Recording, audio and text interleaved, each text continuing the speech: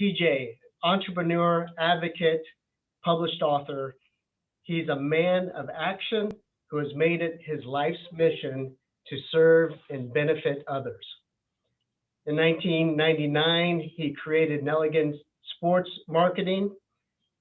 He negotiated over $500 million in sponsorship agreements during his time there with his own firm.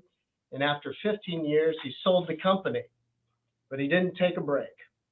And I firsthand saw the great works that he did after he sold that business, because TJ went on to make sure that the next USA Games in 2014 would be part of his home state, New Jersey. He didn't just bring the games there, he also served as the chair and CEO for the games. And he's been involved with Special Olympics New Jersey since 1995, serving on their board of directors from 95 to 2011, serving as the chair of the board from 2001 to 2003, and was instrumental in helping them create and build their own office and sports complex, the Special Olympics New Jersey Sports Complex. I've been to every single USA Games. I've been to Seattle, and TJ, I got to say though, I still think New Jersey was the top. I mean, you elevated it from, nothing against Iowa and Nebraska. They were great sites, they were great people, great hosts, but man, you took it up a notch. You took it up several notches, and it continues to be one of the better things that Special Olympics does anywhere, are our USA Games. He's also served as commissioner of the Commission of Higher Education for the state of New Jersey from 2005 to 2008, and was Man of the Year for Special Olympics New Jersey in April 2007. But that might be part of the reason why we're here, but the main reason is that he was inspired by the sudden and tragic passing of his son, Sean, on Father's Day 2019, and because of that, he authored this book, Live Like Sean. It's his way to remember what an amazing person his son was, and an opportunity to memorialize all of their stories. Ladies and gentlemen, if you don't mind, a little silent in our boxes, round of applause for our special guest, Mr. TJ Nelligan. TJ, thanks for being with us. Jeff, thank you so much for that very generous introduction. It seems like you read it exactly how my mother wrote it. I really appreciate that. As Jeff said, I've been involved for way too many years. But tonight, what I'm going to do is take you through a little story about myself, having a special needs child, that growing into having a special needs Special Olympics athlete, and then my time on the New Jersey Special Olympics board, some of the things we did there, the Special Olympics 2014 USA Games, which was one of the most gratifying events of my life. And I appreciate your kind words there. And then I'll talk to you about all the lessons that I learned from Sean during his life that changed not only my life, but thousands and thousands of other people. So in the beginning, as most parents, and I'm sure everybody on here could relate to, you know, Sean was born, he came home from the hospital, and we were told, we have a perfectly good, you know, young boy, little baby, came home from the hospital. And over the next 3 or 4 months, he started having seizures, and we went to doctors and hospitals, and we found out that, you know, he was going to be developmentally delayed and other things. But I was still in denial, and, you know, I was saying, it's going to be fine, it's going to be fine. And about when he was 2 years old, we went to the foremost renowned child neurologist in the world. And he talked to Sean, and he worked with Sean, and he did various tests for about an hour. And then he called his mother Maggie in, and my mother waited in the waiting room with Sean. And I sat down, and I saw all these diplomas lining the wall and all these books. He wrote all the textbooks that neurologists had to, you know, learn from to become a neurologist. So as I sat there, you would think it would comfort me that I had the foremost guy in the world. And all it did was scare me to death, because I knew whatever he said, I was going to have to believe and say it must be true. So he basically, matter-of-factly said, Sean has intellectual disabilities. He's never going to live a normal life. He's never going to accomplish much. He's probably not going to graduate high school or be able to hold a job or, be part of the community or go to college and he went on and on about the list of things that he would never do and he would never accomplish. So that was the second worst day of my life. I remember going home that night. Nobody spoke in the car. Got home. His mom, Maggie, put him to bed. And I remember going in, shutting the door behind me, putting my hands on the crib and looking down at him and saying, buddy, how in the world are we going to do this? How are we going to get through this life?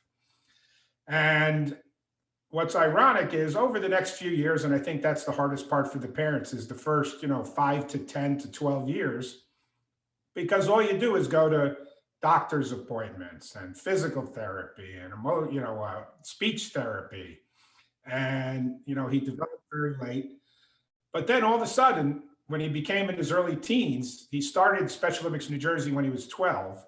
And as he went into his teens, he developed this amazing personality and just grew into the funniest human being, the kindest human being.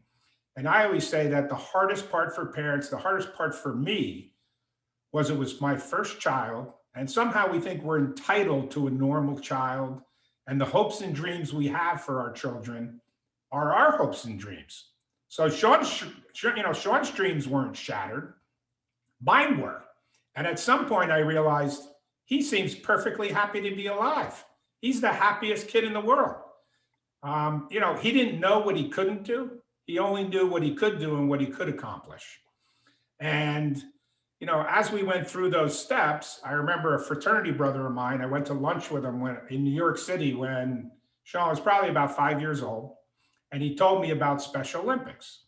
And he had just learned about Sean. And he was on the board of Special Olympics New Jersey. So he said, you should come down to the summer games. And I, to myself, was like reluctant, like, what good is this going to do? So I said, okay, I'll come. And Sean was very frail and small, and he was on a backpack on my back. And I'll never forget this day. I walked around and I met all the law enforcement people. They were taking his picture and putting on buttons to put on his shirt. Went to the track and I'm watching all these families and volunteers and coaches and staff. And they're all happy and cheering and clapping and high-fiving and hugging everybody. And 3 hours into this, going to swimming and going to all the different sports, I realized this is amazing. These people are so happy. And I realized on that day, Sean can be an athlete one day. He might not participate in the town recreation program, town high school programs, but he can participate in Special Olympics.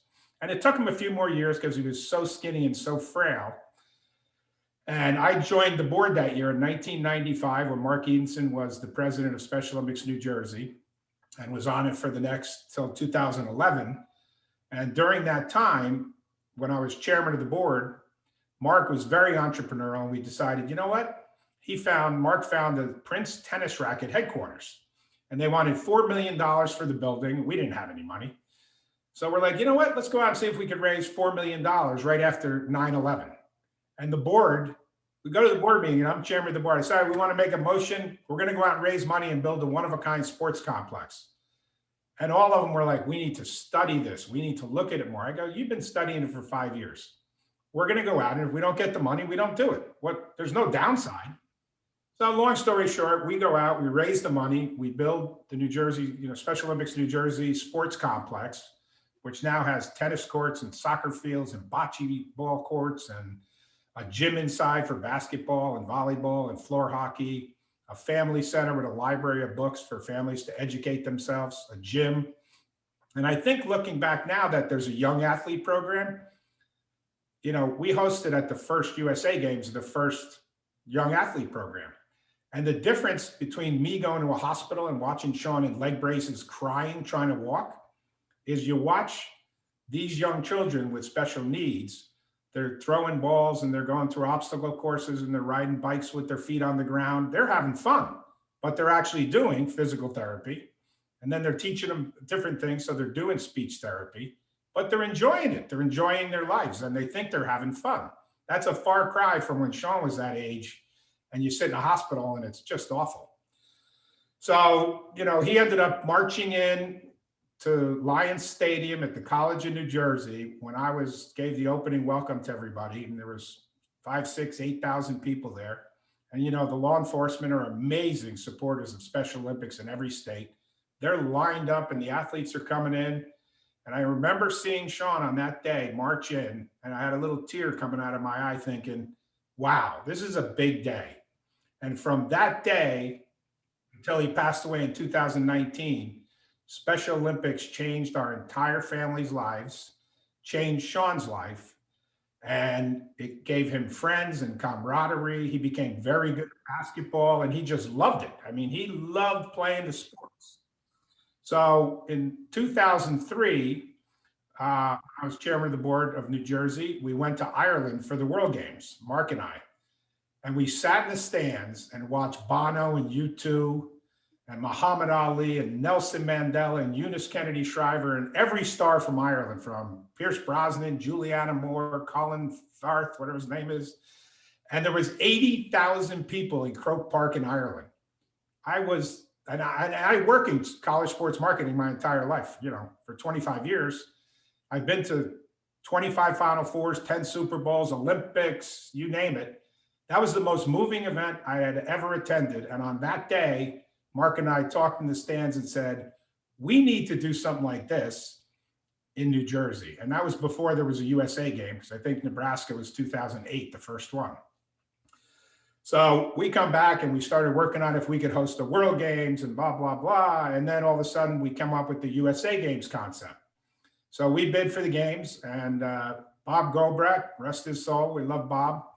We won the bid, and we started building the staff, which we didn't have many. We had 10,000 volunteers, but we only had about 15 full-time staff. But between Mark and I and the people at Nelligan Sports, we went out to 62 different companies. 10 of them gave us $1 million, a bunch of $500,000, 250. And so we put on a world-class event on all the campuses in New Jersey, from Princeton to College of New Jersey, Rider, a lot of the private schools. And the most amazing part was, you know, you watch the competitions and the athletes won medals and that stuff was great. But one of the things we did to make the experience so much better was we decided we rented a boat, and every night for 4 nights, 1,000 athletes, coaches, and volunteers went on a boat around Manhattan. And I said, I know grown people or executives in New York that have never done that. And here we took 4,000 coaches, volunteers, athletes around Manhattan, around the Statue of Liberty, which I know they'll remember for the rest of their lives. And the best part was we built a boardwalk, a New Jersey themed boardwalk with rides and games. And the shocking part was WWE Wrestling. All their superstars were there, and they were the most, you know, the biggest celebrities that every athlete wanted to talk to. And that was just amazing. So I think those games really were, to me, one of the most gratifying things I've ever done, because we worked for 4 years to set up the logistics, to raise all the money, to put everything together. And I kept telling everybody, look, we're building an entrepreneurial company and we're going to have to raise 20-something million dollars. And we're going to take 4 years to do it. And we're going to be in business for 1 week. I mean, how many events happen like that, right? So that was just truly amazing. And the best part was I'm still getting texted on Facebook friends with athletes from California and Indiana and Florida and Texas. And so many of them had texted me, how do I get a book? I said, send me your address. And I would send them books. So, you know, the USA Games, you know, kind of changed a lot of things. And I think then Seattle did an amazing job. And, you know, Disney World is hosting in 22. And that's going to be by far the biggest and best of all time, which is great. So I'm happy that we started that growth where now it'll take it to the next level, because the most important part of what we did was the media that we had all over the country from Fox. And the reason is because we're all in the Special Olympics bubble. We all know all about unified sports and all the different great things that we do, but the world doesn't know. And so it's great that we can raise money and have athletes participate and do all those things. But the next step is really taking it to the next level where we make this mainstream even more than we think, right? Because we're all in the bubble. I always said that when we had the games. And what ESPN will do in 22 is take us outside the bubble to the mainstream America to say, look at the exceptional things our athletes can accomplish. And I always say, and Sean was my inspiration from the time he was a teenager. And I always knew he had all these traits. But the most amazing thing I always say is inspiration can come from the most unlikely places. So as Sean grew up, he had two younger sisters, Maura and Megan, and his mom. And we always thought that we had to teach him about life and that we had to protect him, from stumbling and falling and getting stitches, which he did often when he was young. And also, you're afraid somebody's going to say mean things to him. And at the end of the day, the story ends that Sean taught us more about life than we could have ever taught him. I mean, it was absolutely amazing. And, I always say I've been on like 15 or 20 podcasts, 3 TV shows, all this stuff, but it's not me and it's never been me. This is Sean's book and I'm just the messenger. And I've just been the messenger for the last 25 years in all these things we did with Special Olympics. All the people that went to the meetings to get the money, all the staff, everybody on this call, you're inspired by somebody, right? We go out and do the work we have to do with the skill sets we're given. My skill set was, I had a college sports marketing company for 25 years and I could go and get money from all the corporate executives in New Jersey, I knew. And some of my best stories were, I went to the largest electric company in New Jersey and I knew the CEO personally. And my theory was we weren't negotiating with anybody for the Special Olympics games. What we did, instead of when I negotiated Final Four deals, you'd bicker with GM about what the price is going to be. In this case, we said a founding partner is $1 million, $500,000 is a silver, $250 is a bronze, and so on down the list to $50,000. So you choose where you want to be. And this guy calls me an SOB. I can't believe it. I was going to give you $500,000 and think you were going to be the happiest guy in the world, put it in your pocket and leave my office. And I said, oh, so you mean your ego you have to be at the top, don't you? Yes, we'll give you $1 million. So we gave them all a choice and not one person said no. So, wherever people are comfortable, there's a lot of people out there, once they know the message, that you can raise 5 or 10 or 20 times more than you could imagine. Just because everybody, when they see the impact that Special Olympics can have on changing lives, it's just amazing. And those are all his cousins there that came to the 2014 games. And he changed so many people's lives beyond me and his family. 3 of his cousins started a unified track team at their high school in Virginia. And the principal didn't want to do it. And they were clawing and fighting, and they finally got it done. And then they started Tim Tebow's Night to Shine prom, and they do that in Virginia now as well. And 3 of his other cousins who were in Pennsylvania were so impacted by Sean, they started a Best Buddies chapter at their high school, and all 3 of them were the president over the years, and they still keep in touch with these people. And, in my book, I knew what Sean was like, and the people that were impacted by Sean knew how he inspired people and changed people's lives. But everybody, when he passed away, were sending me letters and notes and telling me how Sean impacted their life and changed their lives. And so we put all the letters in the back of the book, and those made me cry the most because I saw the impact that he had on his Special Olympics teammates and his coaches and his cousins and his aunts and his uncles and so on. So he passed away on Father's Day in 2019 unexpectedly, and he had a seizure disorder, but he hadn't had a seizure in 18 or 20 years. And as I was writing his eulogy, I just kept writing all these funny stories and anecdotes and things that I wanted to tell the crowd. And there were about 1,000 people in there, including 30 or 40 Special Olympics athletes, the law enforcement, all the people that were involved for so many years. They had the unified color guard there, the bagpipers and everybody. And, I told some of the funny stories because, as everyone on this call knows, our athletes come from a place of kindness, authenticity, they're genuine, and they'll ask questions that we would never ask somebody.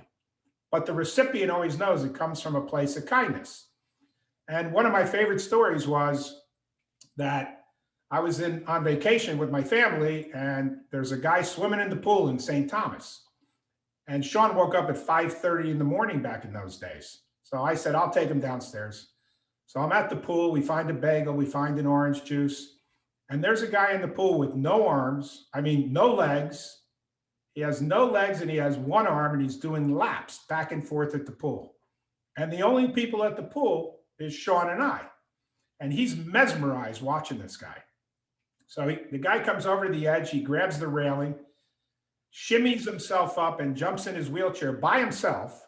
And I realize this is Senator Max Cleland from Georgia. And Sean yells at him, "Hey, buddy, you're a good swimmer." And he gets a big smile and he senses, Sean is, special or whatever. He wheels himself over to us and Sean says, "How you doing, buddy? You are an excellent swimmer. I'm Sean." And he says, "Oh, hi, Sean, I'm Max." And they start talking and I'm just sitting there as a bystander. And all of a sudden Sean goes, "Oh, Max, this is my dad, TJ." So I say, wanting him to know I know who he is, "Hey, Senator Cleland, how are you?" So we chat for a while and Max says, "Sean, would you wheel me up to the elevator?" "Sure." So he didn't need the help, obviously. Sean wheels him up. He goes, "Okay, see you later, buddy." Now I forget all about this story. Oh, wait, the end of the story before he wheels him up. That's the point of the story. Sean looks at him with a sad face and says, "Max, what happened to your legs?" And I'm like, wish I was in Star Trek and can say, "Scotty, beam me up, get me out of here," right? But Max knew it was coming from the intent was kindness and genuine. So he said, "Oh, they got blown up in the war, Sean. War is a terrible, terrible thing." And he goes, "I'm sorry, Max." So he wheels him up. I forget all about the story. Didn't tell anybody all day. We go out for dinner and we're in the lobby waiting for cabs. My parents are there, his mom, his two sisters, a couple other people with us. And all of a sudden, here comes Max Cleland with a suit and tie on, and his aides around him are wheeling him across the lobby. And he sees Sean, and he hits the guy wheeling him and says, points to us. And all of a sudden, the wheelchair turns and he's making a beeline for our group. And my father says, "Isn't that the senator from Georgia?" And I say, "Yes, it is." And totally forgot about the story. So they get over here and he goes, "Hey, my buddy Sean, how are you? Good to see you again." And everybody is stunned. They don't know what to say. So we chat with the senator for a while, who won a Bronze Star and a Silver Star in Vietnam, powerful senator. And he leaves and we turn to get a cab. Now there's 20 people in line for the cabs. And the valet that gets you the cabs turns around and says, "Hey, Sean, buddy, what are you doing?" "We're going to dinner." He goes, "Who's with you?" He says, "All these people, my family." So the valet says, "Get 2 cabs for Sean on the side," in front of all 20 people waiting in line. And the point of the story is that Sean treated the powerful senator and the valet exactly the same, because he had already talked to him and they're kind to him and he was kind to them.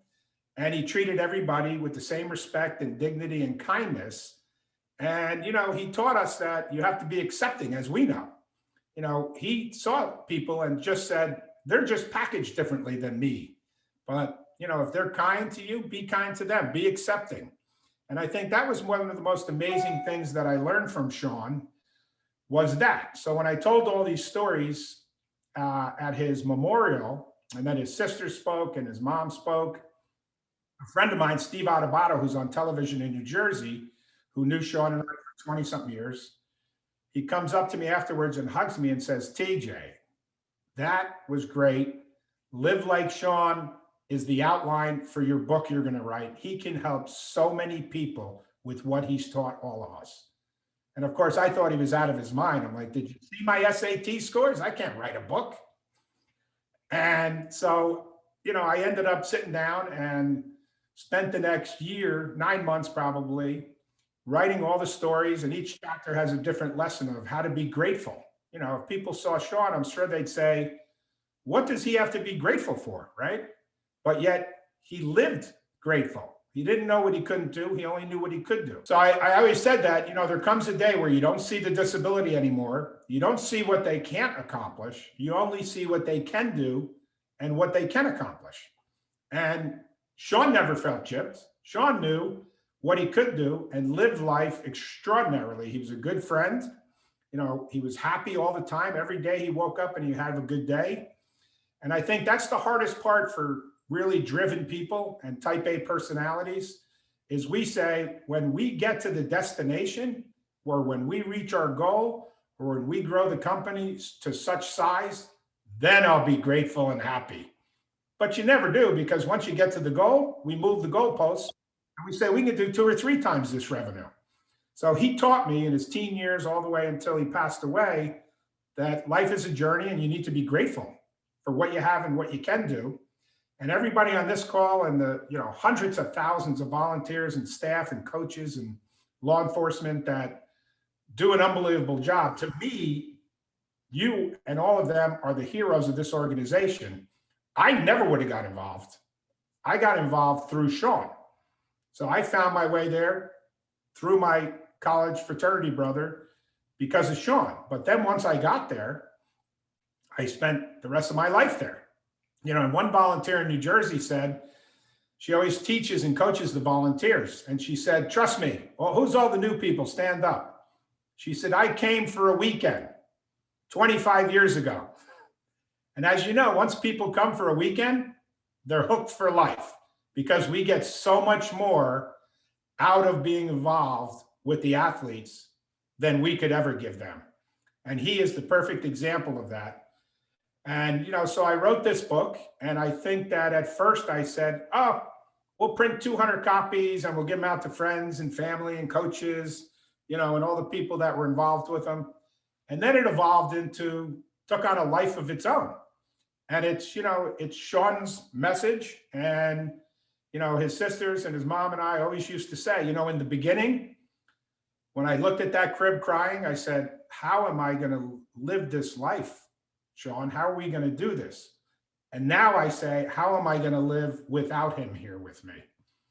And so I wrote the book so that 20 or 30 years from now, I won't forget all of these great memories and lessons that he taught me and thousands of other people who are impacted.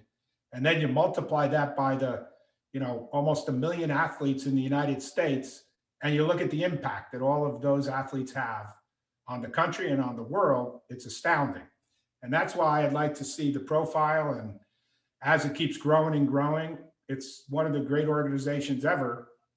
And I'm just, grateful and honored that I got to be involved with this organization over so many years and to meet so many of you over the years at the games and at other places. So, I think that I always said that I met a lot of parents who lost a child over the last year and a half, which I never knew because acquaintances or former business associates, and they never get over it, whether it was 10 years ago or 5 years ago or last year.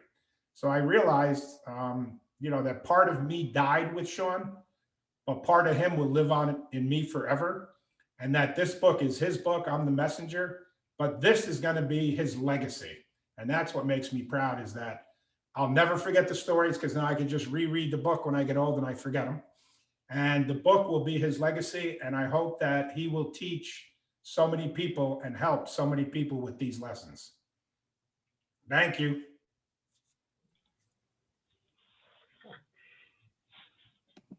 TJ, I thank you so much. That was fantastic. I want you to know, though, that the games meant a lot to me. I was the head of delegation for Team Indiana back then, and I remember that. I noticed a couple of signs. I still got my Indiana sign. That's great. That was one of the pictures Sean had with that. I tried to find him underneath. I finally found him. Love it. And we had the team sign it for me, and I still have it here in my office. And That's I've awesome. even got another one. I've got another one here. I think you guys did the welcome. You guys had, that was at the airport when they came in on private jets like rock stars. Yep. Yeah, you had so many people out there welcoming in the delegations. I mean, I think we've got a couple of these signs, and we gave some of them away too, but I've got this one signed by our team as well. But that's terrific. Yeah, it's tremendous when you have those opportunities, and you mentioned 2022, but again, that ramping up of what USA Games can be, is due to your leadership. And now hearing the story, though, we can say thanks to TJ, but maybe Sean gets more of the credit than we ever could have imagined, because he's the one who got you involved. He's the one who got you hooked. So, hey, you know, I know Kevin, this is kind of Kevin's show, but I think Kevin, we've probably got some time if people have any questions for TJ. Yes. TJ, if you Yeah, got he planned on fielding a few questions. So Okay. Sure, absolutely. So I think we've got the chat room. I think Kevin's going to monitor that. If anybody has a question. In the meantime, 2022, they're kind of cheating because they have Disney World, and they have Mickey Mouse and Minnie Mouse. We had nothing but sand for a boardwalk. So, TJ, let me start us off though. You've got, and I see Kendra Franklin's on the call. She's a huge wrestling fan. Can you describe your relationship with WWE and some of the people you've got to know, some of the wrestlers themselves over the years? Well, it started with Bo Doherty, right, the president of Special Olympics Connecticut, and he called me up and said, "Hey, TJ, you know, WWE and Stephanie McMahon, who's, you know, huge there, the founder, Vince McMahon's daughter, they come every year and they bring the wrestlers and the superstars and the divas to our summer games. They want to be involved in the games." So I was like, absolutely, set up a meeting. And it was the same kind of thing. I'm sitting in there with Stephanie McMahon and all their marketing people, and we give them the whole spiel. Well, $1 million. I thought we were going to give you 100,000. You'd be happy. I knew. Why'd you bring this sports marketing guy in here? He's killing me. And at the end of the day, they were the most popular people. When they would just put the logo up in the Prudential Center, the fans went crazy. And, you know, the big show, when we had the North American meetings, you remember that? We had the North American meetings and I gave a presentation on the games, and then Big Show walks out. You know, he's like 10 feet tall. And he comes out and he picks me up and I'm like, oh boy. But they were amazing. And then they actually announced their partnership at the WWE WrestleMania at MetLife Stadium in 2013. And they had me and Mark Edenson and Bob Gobrecht and The Rock. And we had two Special Olympics athletes, one from Connecticut, one from New Jersey. David Denon was from Connecticut and Ashley Weber was from New Jersey. Can't believe I remember that. And we're behind the stage, and all of a sudden, one of the marketing people is like, "Oh, well, Ashley, who's your favorite person?" She goes, oh, The Rock. I would have a heart attack if I ever met The Rock. Meanwhile, The Rock is walking up behind her. And then the other guy has a John Cena hat on and a John Cena shirt. He's coming from the other direction. And the two of them are like almost fainted. And they can't be nicer people. And one of the great things was we went to an event in Hartford with Bo Doherty before the games. And we were in the back room with a bunch of the wrestlers and Stephanie McMahon. And Stephanie comes over and says, "TJ, is this Sean? Is this the reason you got involved?" I said, "It is." And he looks at Stephanie, who's got a dress on and these big, you know, shoes. And he goes, "Stephanie, nice shoes." And she started laughing and she says, "Guys, it's so hard to be complimentary to us. Look how good Sean is at it." And what's funny is on my Facebook, and Rachel put this up on the Facebook, and we have a picture of Stephanie, you know, hugging Sean. And she tweeted out and put on her Facebook the other day, you know, superstars. I met one superstar at the 2014 games and talked about Sean and put the picture in there. And she sent that out to 3 million followers. So that's why getting people like that involved, because they get you outside the bubble to a huge audience. There was one year, and I know there's a number of people that might recall exactly what year, but I don't. But there was one year when WWE was in Terre Haute during summer games. Does everybody remember that year? They were wrestling that Saturday night after our opening ceremonies. They were wrestling in Holman Center, and they showed up to Olympic Town. And I can't recall the stars that were there. But all of a sudden at the track, nobody was showing up. We were running like empty lane after empty lane after empty lane because they're all over there getting autographs and photos. Oh, well, they still had a good time. Yeah, Hey. they are one of the most generous organizations. They're involved in 10 or 15 charities, Make-A-Wish and a whole bunch of them, and Special Olympics. But they use their platform, which is huge, millions and millions and millions of people to tell the story of Special Olympics and our athletes. TJ, oh, go ahead, Jeff. Go ahead, Kevin.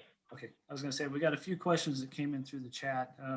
So there's one is a two-part question.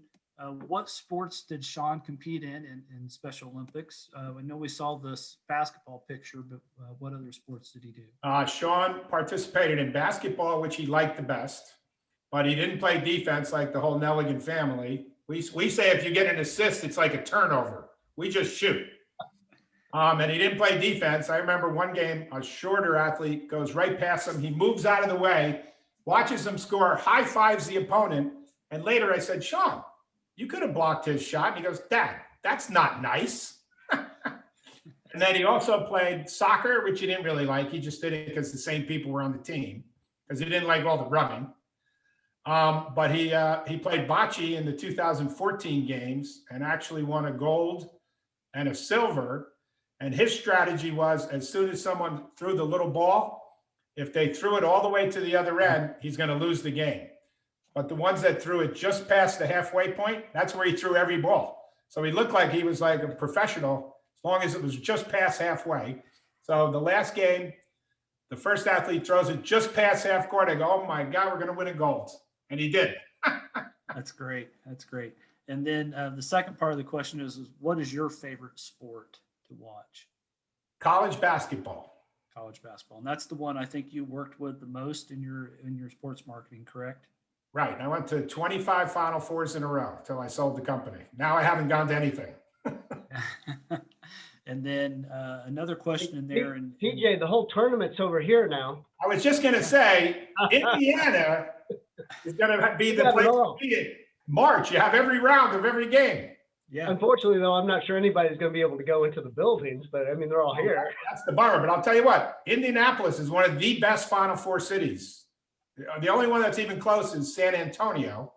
But Indianapolis downtown is a great place when they would host the regionals or the Final Four. Yeah.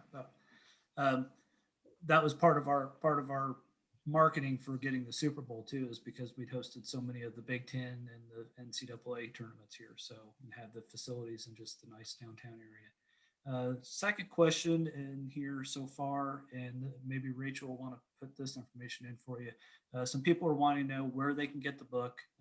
Someone did post in there that they found it on Amazon. I pre-ordered mine. I will tell you, I read the book last week when it came in. For those of you that are thinking about getting it, I will plug the book right now for TJ. It is a 4 Kleenex out of 5 book. So please make sure you have a few handy when you start reading it. You get into the middle of it, you do okay. And then at the end, when you get to the letters, like TJ mentioned, you need to get the Kleenex box back out again. So yeah, so we have a website to learn more about Sean's stories and all the podcasts we've been on. It's tjnelligan.com. And then we have TJ Nelligan, Facebook, LinkedIn, Twitter, and I guess Instagram. I don't know how to work them. Rachel does all that. Okay. Rachel, would you be able to send me all those links to all that stuff in a follow-up email so we can share that with all the programs?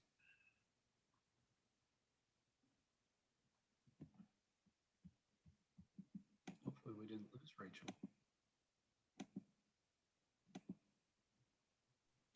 Sorry, still on mute. Yes, I will absolutely send everything. I'm getting you the link to Amazon actually as we speak to put in the chat. What? You heard it so many times you fell asleep?